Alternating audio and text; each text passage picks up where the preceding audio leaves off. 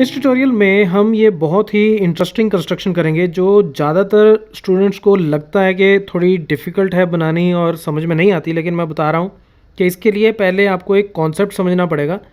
वो कॉन्सेप्ट आपके दिमाग में होगा तो ये कंस्ट्रक्शन करनी बड़ी आसान है। तो ये कंस्ट्रक्शन क्या है? To construct a triangle given its perimeter and its two base angles.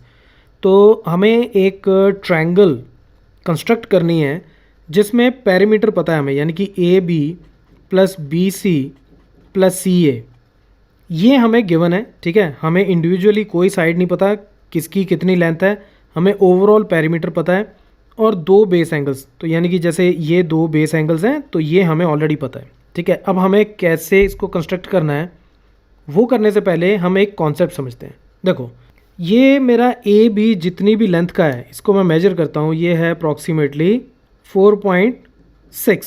ठीक है, तो मैं 4.6 के बराबर की यहाँ पे एक इस लाइन को एक्सटेंड कर देता हूँ। तो ये मैंने इसको 4.6 सेंटीमीटर इधर एक्सटेंड कर लिया से अप टू पॉइंट डी। उधर से फिर मैं ए सी भी नोट करता हूँ, ये है 3.5 सेंटीमीटर, तो ये मैं इसको भी 3.5 सेंटीमीटर इस साइड पे एक्सटेंड कर देता हूँ। ठीक है, और इसको मैं बोल देता हूँ से पॉइंट ई। अब मान लो मैं इधर से ए और डी को ज्वाइन कर दूं। ठीक है, तो ये मैं ए और डी को ज्वाइन कर देता हूँ और दूसरी तरफ मैं ए और ई को भी ज्वाइन कर देता हूँ। तो ये भी मैंने यहाँ पे ज्वाइन कर दिए। ठीक है, अच्छा, अब आप इसको अच्छे से समझो। देखो, अब हमें पता है कि ये साइड इसके बराबर है, राइट? ये साइड इसके बराबर है, हमने खुद ही कंस्ट्रक्ट किया है अभी। ओके, तो इसका मतलब ये एक आइसोसेलेस ट्रायंगल बन गई जिसकी दो साइड्स बराबर हैं, ए बी डी। ये आइसोसेलेस ट्रायंगल बन गई। अगर ये आइसोसेलेस ट्रायंगल बन गई तो इसके ये दो एंगल्स भी बराबर होंगे। ठीक है, इसको मान लो मैं बोल देता हूँ एंगल 1 और इसको बोल देता हूँ एंगल 2। ठीक है, इसको एंगल 1 एंगल 2 बोल दिया, इसको मैं बोल देता हूँ से एंगल 3। अब एंगल 3 जो है वो एंगल 1 प्लस एंगल 2 के बराबर होगा। एंगल 3 एंगल 1 प्लस एंगल 2 के बराबर होगा। क्यों? क्योंकि ये इस ट्रायंगल का एक एक्सटीरियर एंगल है। तो कोई भी एक्सटीरियर एंगल किसी एक ट्रायंगल का उसके ऑपोजिट दो इंटरनल एंगल्स के सम के बराबर होता है। तो एंगल 3 जो है एंगल 1 प्लस एंगल 2 के बराबर हो गया। ठीक है, इसी तरह से अगर इसको मैं बोल दूँ से 4, इसको बोल दूँ 5 और इसको बोल दूँ 6, तो एंगल 6 जो है वो इन दोनों के सम के बराबर होगा। तो मैं लिख देता हूँ एंगल 6 जो है वो है एंगल 4 प्लस एंगल 5। ये दो बातें ठीक हो गई। ओके, एंगल 1 और एंगल 2 ये आपस में बराबर है। एंगल 1 एंगल 2 बराबर है। क्यों? क्योंकि ए बी डी ये एक आइसोसेलेस ट्रायंगल है। तो ये अगर आइसोसेलेस ट्रायंगल है तो इसका मतलब एंगल 1 और एंगल 2 आपस में बराबर होंगे। तो इसका मतलब इसको मैं लिख सकता हूँ 2 टाइम्स एंगल 1 या 2 टाइम्स एंगल 2, राइट? क्योंकि एंगल 1 एंगल 2 बराबर है तो एंगल 1 की जगह एंगल 2 डाल दो या एंगल 2 की जगह एंगल 1 डाल दो, तो इसका मतलब एंगल 3 जो है वो 2 टाइम्स एंगल 2 हो गया, यानी कि ये जो एंगल है ये इस एंगल का डबल हो गया, राइट? सिमिलरली एंगल 6 जो है वो क्या है? 2 टाइम्स एंगल 5, राइट? तो ये एंगल इसका डबल हो गया क्योंकि ये भी आइसोसेलेस ट्रायंगल है, ये दोनों साइड्स बराबर थी तो ये दोनों एंगल बराबर, तो एंगल 6 इसका डबल हो गया। Fair enough. अब अगर ये इसका डबल है इस एंगल का, तो मान लो कि मैं डी पॉइंट के ऊपर एक एंगल कंस्ट्रक्ट करूं जो बिल्कुल एंगल बी के बराबर हो, यानी कि एंगल 3 के बराबर। ये जो मैंने यहाँ पे एंगल बनाया, अगर मैं एक एंगल इसके ऊपर कंस्ट्रक्ट करूं, ये एंगल एक बनाऊं यहाँ पे, ये वाला एंगल जो बिल्कुल एंगल 3 के बराबर हो, तो उसका बाइसेक्टर जो है वो इतना एंगल बनेगा एंगल 2 के बराबर, राइट? क्योंकि एंगल 3 एंगल 2 से डबल है। एंगल 3 अगर एंगल 2 से डबल है तो यानी कि ये जो मैंने बड़ा वाला एंगल बनाया जो एंगल 3 के बराबर ही है वो एंगल 2 का डबल हो गया। तो यानी कि ये जो लाइन है ए डी, ये ए पॉइंट है यहाँ पे, ए डी, ये इस एंगल का एंगल बाइसेक्टर हो गया, राइट? इसी तरह से अगर मैं इधर एक एंगल बनाऊं जो बिल्कुल एंगल 6 के बराबर हो, ठीक है, ये जो मेरा एंगल है ये एंगल अगर एंगल 6 के बराबर है तो इसका एंगल बाइसेक्टर एंगल 5 होगा। ठीक है, तो यही कॉन्सेप्ट हम इसमें यूज़ करेंगे कि करना क्या है, हमें नहीं पता ए बी कितना है, बी सी कितना है, सी ए कितना है, हमें इसका पेरीमीटर पता है, तो मैं पूरी एक लंबी लाइन ड्रॉ करूँगा जो इसके पेरीमीटर के बराबर होगी। ये लाइन इसके पेरीमीटर के बराबर है। क्यों? BC तो बीच में जितना है वो तो है ही है, जितना AB था उतना हमने ये DB ड्रॉ कर लिया, जितना AC था उतना हमने CE ड्रॉ कर लिया। तो ये जो मेरी यहाँ से लेके यहाँ तक लाइन बन रही है, ये क्या बन गई? Perimeter, right? ये पेरीमीटर बन गई। अब पेरीमीटर के ऊपर जितना एंगल B है उतना एंगल मैं इधर ड्रॉ करूँगा, जितना एंगल C है यानी कि एंगल 6 उतना एंगल मैं इधर ड्रॉ करूँगा। फिर मैं इसका एंगल बाइसेक्टर लूँगा और इसका भी एंगल बाइसेक्टर लूँगा। वो एक दूसरे को जहाँ पे इंटरसेक्ट करेंगे वो मेरा पॉइंट A होगा। अब हमें ये तो पता चल गया कि इन दोनों के एंगल बाइसेक्टर जहाँ पे ज्वाइन करेंगे वहाँ पे हमें पॉइंट A मिलेगा। लेकिन B और C ये हमें कैसे पता चलेंगे? अब देखो ये जो लाइन सेगमेंट है AD, ये क्या है? ये आइसोसेलेस ट्रायंगल की एक थर्ड लाइन है, राइट? तो इसका मतलब कि इसका अगर मैं परपेंडिकुलर बाइसेक्टर लूँ, इस लाइन का अगर मैं परपेंडिकुलर बाइसेक्टर लूँ तो वो डेफिनेटली B पॉइंट से होकर निकलेगा। क्यों निकलेगा? अब अगर आपको याद हो, परपेंडिकुलर बाइसेक्टर थ्योरम क्या कहती है कि किसी भी लाइन का, जैसे AB कोई मैंने एक लाइन सेगमेंट ली, इसका अगर मैं परपेंडिकुलर बाइसेक्टर लूँ, परपेंडिकुलर बाइसेक्टर, तो इसके ऊपर कोई भी पॉइंट, मैं कहीं पे भी कोई पॉइंट ले लूँ, वो हमेशा A और B से इक्वी डिस्टेंट होगा, ठीक है? ये हमेशा इससे इक्वी डिस्टेंट होगा। और दूसरी तरफ कन्वर्स ऑफ परपेंडिकुलर थ्योरम क्या कहती है कि कोई भी एक पॉइंट अगर किसी लाइन सेगमेंट के एंड पॉइंट से इक्वी डिस्टेंट हो, बराबर के डिस्टेंस पे हो, तो वो हमेशा उसके परपेंडिकुलर बाइसेक्टर पे लाई करता है। तो ये जो पॉइंट है इस ट्रायंगल में अगर मैं बताऊं तो C जो है ये हमेशा AB के परपेंडिकुलर बाइसेक्टर पे लाई करेगा, क्योंकि ये A और B से बराबर के डिस्टेंस पे है। सिमिलरली अब अगर मैं इसी ट्रायंगल को यहाँ पे क्विकली बना के देखूँ तो ये कुछ मेरी ट्रायंगल ऐसे बनेगी, राइट? ये हो गया D, ये B, ये A, ठीक है? ये ट्रायंगल ऐसे है, ये साइड इसके बराबर। अब अगर मैं इसको घुमा लूँ ऐसे, तो वही वाली केस हो गया जो मैंने अभी समझाया था कि इसका जो परपेंडिकुलर बाइसेक्टर है, इसका जो परपेंडिकुलर बाइसेक्टर है वो B से होकर निकलेगा, क्योंकि B जो है वो A और D के इक्वी डिस्टेंट है। तो कहने का मतलब कि इस लाइन का परपेंडिकुलर बाइसेक्टर B से निकलेगा। सिमिलरली इस लाइन का परपेंडिकुलर बाइसेक्टर जो है वो C से निकलेगा। तो हमें क्या करना है कि ये जो AE और AD, ये जो दो मेरे पास लाइन सेगमेंट्स आए हैं, इन दोनों का परपेंडिकुलर बाइसेक्टर लेना है। तो वो मुझे B पॉइंट और C पॉइंट देगा, फिर मैं ABC को ज्वाइन कर दूंगा।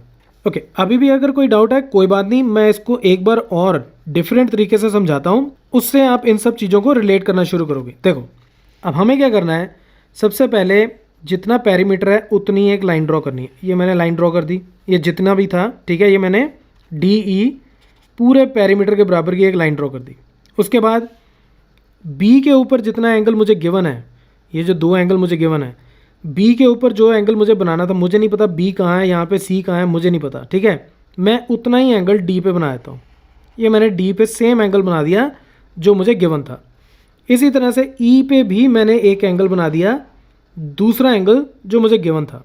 उसके बाद मैंने क्या किया, उसके बाद मैंने इस एंगल का एंगल बाइसेक्टर लिया, उसको एक्सटेंड कर दिया, और दूसरी तरफ से इस एंगल का भी एक एंगल बाइसेक्टर लिया और इसको एक्सटेंड कर दिया, और ये जहाँ पे भी इंटरसेक्ट किए वो मेरा पॉइंट A हो गया। एक चीज़ आ गई। उसके बाद AD का मैं परपेंडिकुलर बाइसेक्टर लूँगा, ठीक है? तो परपेंडिकुलर बाइसेक्टर इसके बिल्कुल बीच में से इसको बाइसेक्ट करता हुआ 90 डिग्री पे, ये यहाँ पे जहाँ पे भी बाइसेक्ट करता है ये मेरा पॉइंट B हो जाएगा। सिमिलरली ये जो AE है, मैं इसका भी परपेंडिकुलर बाइसेक्टर लूँगा, और वो परपेंडिकुलर बाइसेक्टर यहाँ पे इस लाइन को जहाँ कट करेगा वो C पॉइंट हो जाएगा। फिर मैं AB को ज्वाइन करूँगा और AC को ज्वाइन करूँगा, तो ये ABC मेरी ट्रायंगल बन जाएगी।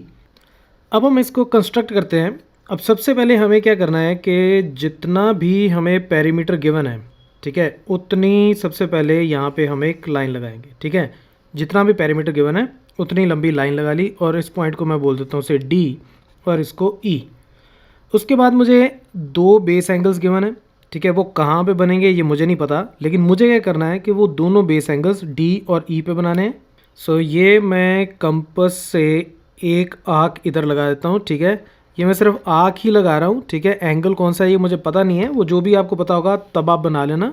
अब यूँ समझ लो कि जैसे ये मुझे एंगल बनाना था, ये कोई सा भी एंगल हो सकता है, ये मैंने यहाँ पे एंगल बना दिया, ठीक है।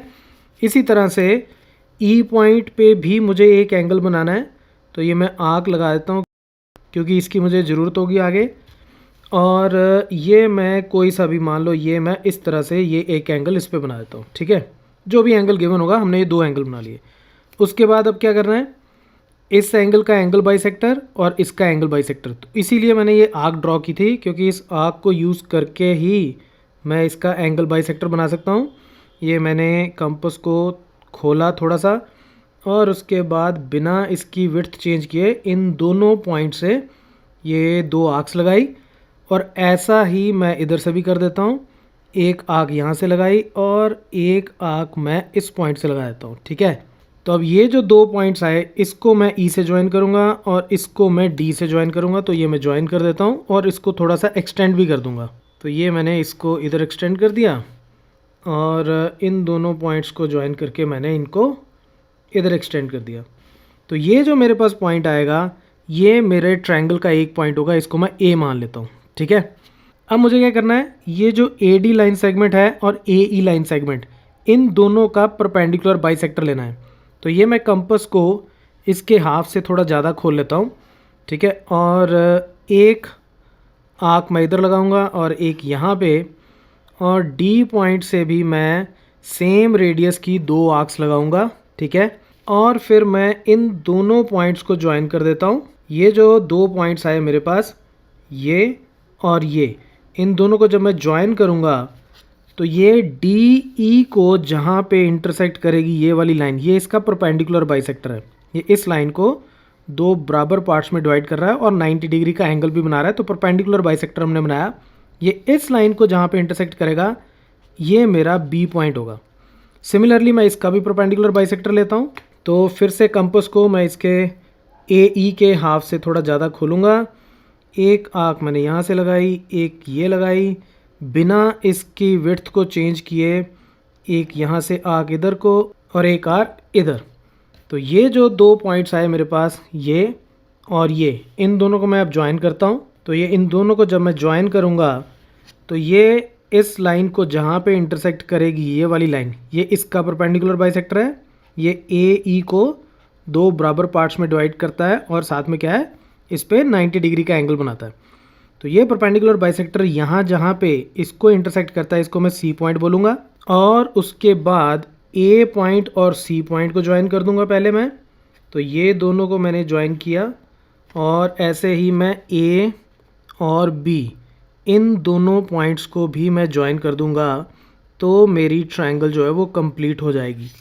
अब अगर इसमें आप इसको वेरीफाई करना चाहो तो सबसे पहले हमें ये पता है, जैसे मैंने आपको समझाया था, कि ये साइड इसके बराबर होनी चाहिए, ठीक है।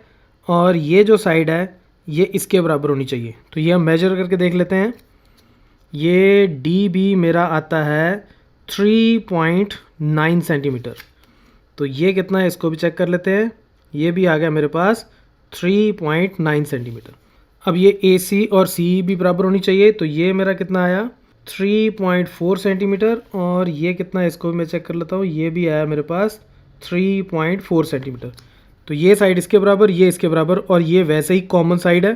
तो this plus this plus this, यानी कि ये पूरा मेरा पेरीमीटर था वो this plus this plus this हो गया, क्योंकि ये इसके बराबर, ये इसके बराबर, ये कॉमन। तो इसका मतलब इन तीनों का सम इसके बराबर, यानी कि पेरीमीटर जो हमें गिवन था वो मिल गया। अब दूसरी चीज़ हम चेक करेंगे एंगल्स। अब बी पे हमें जितना एंगल चाहिए था उतना हमने डी पे बनाया था। तो यानी कि डी और बी, इन दोनों का एंगल आपस में बराबर होना चाहिए। तो ये चेक कर लेते हैं। तो ये मैं अगर चेक करूं तो ये अप्रॉक्सीमेटली कोई 50 डिग्री एंगल बनता है यहाँ पे। और इसमें चेक करूं तो ये मेरे पास 50 डिग्री का एंगल आ रहा है, ठीक है। तो ये दोनों एंगल बराबर हो गए। तो इसी तरह से सी और ई पे भी जो मेरे एंगल हैं वो एंगल्स बराबर बनेंगे। So that's it from this tutorial. Keep watching Mathemafia.